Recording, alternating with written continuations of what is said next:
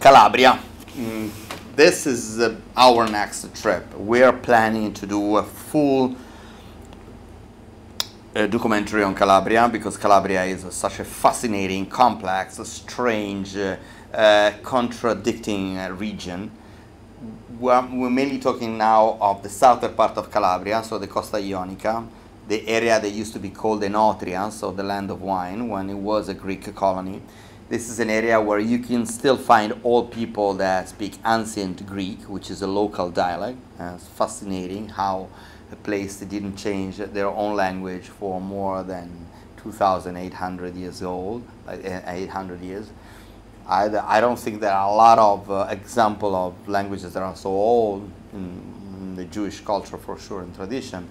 And so it means that there is an area that has been strongly influenced by Greece at that time, and they maintain their tradition. Nevertheless, when we talk about Calabria, we're talking about an area that has been abandoned. At least there are three main moments that can be historically determined. One is the earthquake of 1697. Then there was a big flood in the 19th century. And then with industrialization, immigration, a strong immigration at the end of the 19th century and the beginning of the 2000 and the 20th century. So you see the village on the higher mountains that are completely desert. There is nobody living there anymore, like people that could be like 100 years old maybe. Then there is the village that was built after the earthquake in mid hills. And then there is the coast, the seaside, that has been completely destroyed by a lot of nonsense cement. And those are the people that actually emigrated to Canada, to US, and other places all over the world. So it's a strange, desertified, but on the same time, strongly lively region. The people that been there, that were able to stay there, they defended their tradition like any other places in Italy. I would say the Calabria and Sardinia are somehow, they have something in common in terms of the pride and the link with the local and family tradition. What I'm saying that if you want to have good food in Calabria, you have to knock the door of people. There is not a lot of restaurants or trattorie that you can find. I don't think there's a lot of Michelin star restaurant there. And so you need to know someone to discover an immense, incredible treasure of beauty and also of nice people. People that are so welcoming that you, when you start to interact with them, you get trapped in an endless tour of food and wine, and you've been fed a lot with different type of flavors that you never tried before, because most of them are not even available. We talk about Nduja, for example, which is the local spicy salami, but there is other things like neonata di pesce, like sardella, the pomodoro silano, which is a kind of tomatoes that we're actually bottling and importing now in US. And I am planning to do a lot of things with Calabria in the future. Already we're actually dealing with few winemakers.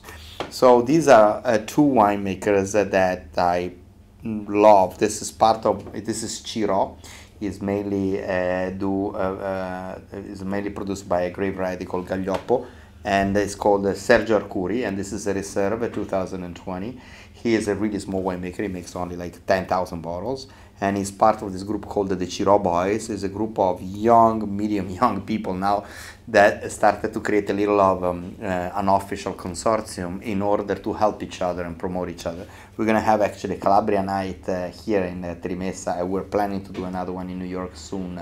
I think will be in a couple of weeks here at Trimessa. So if you are in Rome, let us know.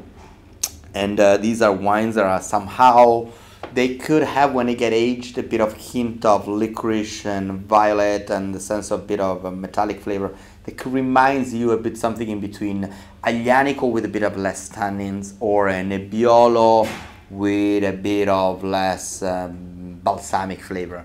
You feel a bit more Garrigue, similar to Cannonau. These are wines that can be nice and complex and stays in between. It's like a cold version of a South Italian wines as an average.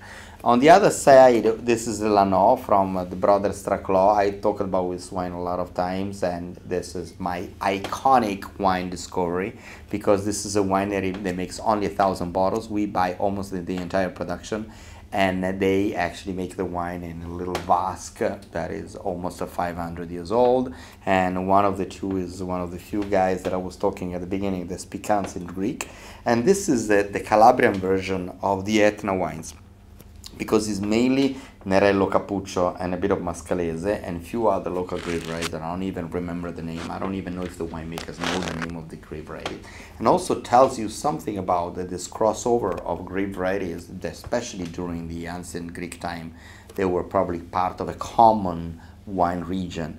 And it's interesting because it tastes somehow like an Etna wines, but with slightly more structure and less smoky flavor because it's not a volcanic soil. The vineyards are beautiful, are 80 between 70 to 90 years old. They are so nice. They don't, of course, make this as the main job because 1,000 bottles, you don't make a living of it. And it's like, I love when I discover this is coming from a village called Bova. This is not the Ciro area. It's the most extreme southern part of Europe, if you don't include, of course, island like Crete and Lampedusa and other ones, or Malta. So it's actually technically the southern part of the continent Europe, and you face the Sicily on one side and you see Northern Africa. You don't see it, but you're actually facing Northern Africa. And it's an area where the sea is beautiful, but there is nobody there. Bova, probably there is like 5 inhabitants in Bova left, 20, not more.